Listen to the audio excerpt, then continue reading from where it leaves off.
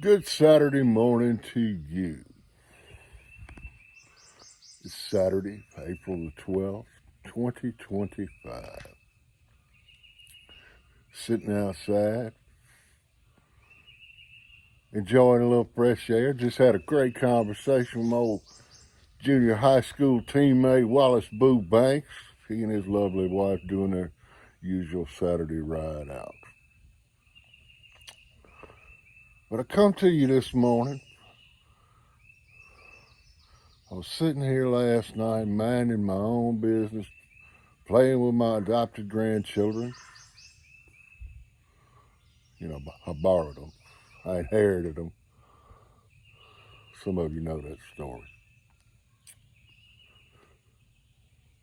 When I looked down, actually somebody messaged me and said, hey, you might want to look on your Facebook page under your video that you published. That was the one I did on Thursday. One Mr.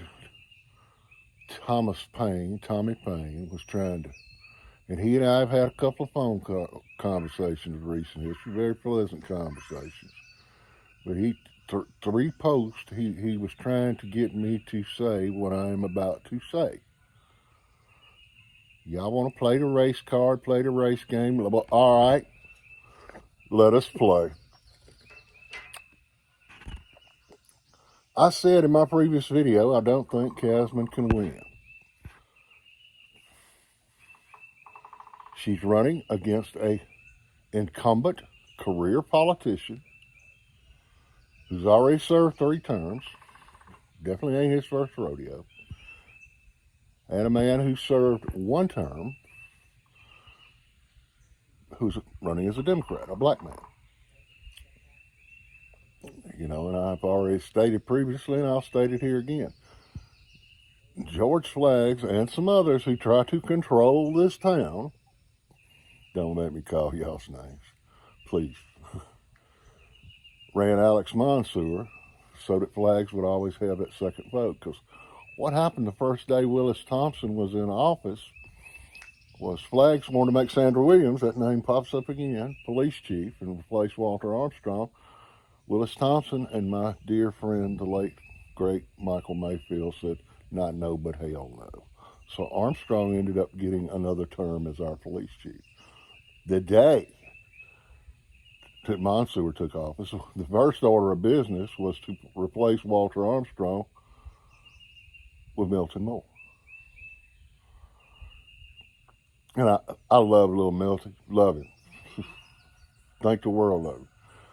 I watched that man literally cry at murder scenes. His heart was in the right place. His father before him was a great law enforcement officer. But I'm not going to rehash all of that. My point is this. Mr. Payne was trying to race bait me, in my opinion, to say that I don't believe that, I said there's 68% black. I talked to someone last night who said it may be as much as almost 80% black on our voter rolls now due to attrition from people moving away from Vicksburg and people dying. I've requested or am requesting a current copy of the voter rolls. And if you see in my reply to Mr. Payne, I also asked him this question. When is your candidate going to disclose the fact that she whipped her sister-in-law's ass not too terribly long ago at the Cultural Center? Her sister-in-law is the director of the Cultural Center. Allegedly drug her around by the hair of her head and banged her face on a desk. And I've had more than one person confirm this to me. I want to know, do you and your husband have matching toilets so both of you can sit down to pee? Because if somebody done that to my sister, Houston, we'd have had a problem.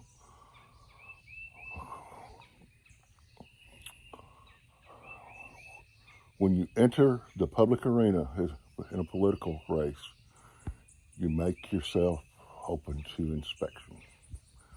Hell, y'all just week before last paid your property taxes for this year and last year. It's my understanding your financial status is not real good.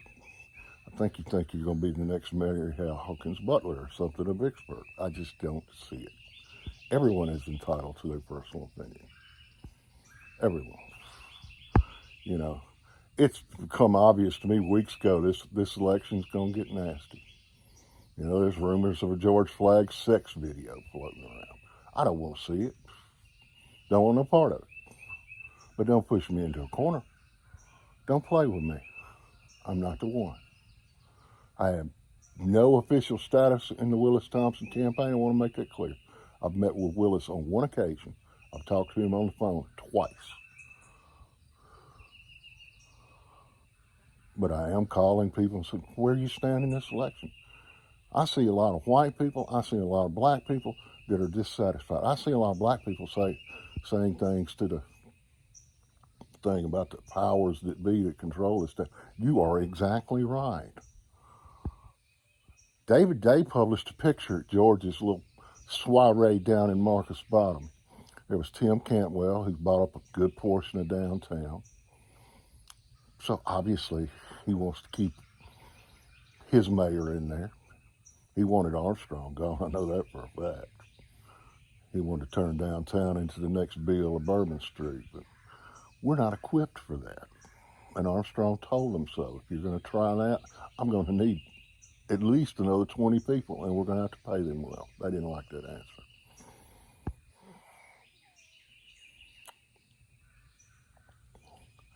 Then there was Bob Morrison, born with the golden spoon in his mouth. You know, if Bob wanted to do something for the city, he and the Warings still technically own all those convenience stores. They're leased to Circle K. Make them clean the nasty fuckers up. That's embarrassing when somebody gets off the interstate and walks into one of them's restaurants. But no, he wants to think he's a political power. He spends half his time in California. Go sit your tired ass down. I'm sick of you. Been sick of you for years. And then there's Jimmy Gorgeous. That's what wonderful Miss Marie Patagliano used to call him. Jimmy Gurris. Well, let me tell you why Jimmy Gurris is in the picture. Because as soon as George Flagg's, y'all re-elect him now, all you people in Oak Park, all you people in Lake Forest, all you people in Openwood, guess what? You're going to get annexed into the city. Booyah! And Jimmy Gurris and his nephew, they're not going to draw the plans. The plans are already drawn. So one thing Councilman has right, adopt a voter. If you live in those areas, if you know somebody in the city, I suggest you be convincing them to vote, you know. But do you want to vote for a mayor who is hot-headed and jumped on a family member?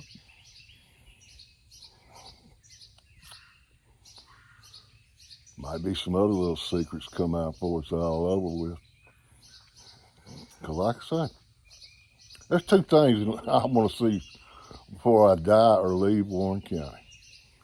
George Flaggs and Martin Pace retired.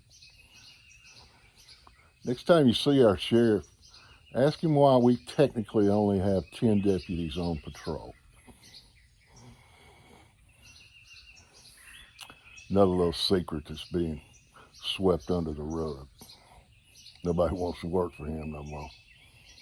Micromanagement bullshit gets old.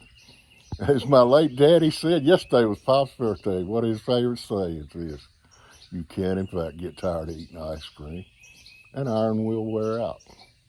Y'all keep playing on me about these racial issues, and I'm going to show you my old ass, my irons wore out. I've learned more in the last few years thanks to my 21-year-old daughter setting me down and making me reconsider some of the way I look at things in life. And I'm grateful for that. Very grateful for her. She's going to graduate from college next month and is begging me to get my old funky ass out of Vicksburg and Warren County because she said, Dad, it has gone to hell a long time ago. But I refuse to give up. and so do a lot of other good people. Choose who you support carefully. For a lot of you, especially in the white community, your white sheet showing it. That ain't pretty. That ain't pretty. Y'all have a great day and a better tomorrow. And that, my friends, is the bottom line.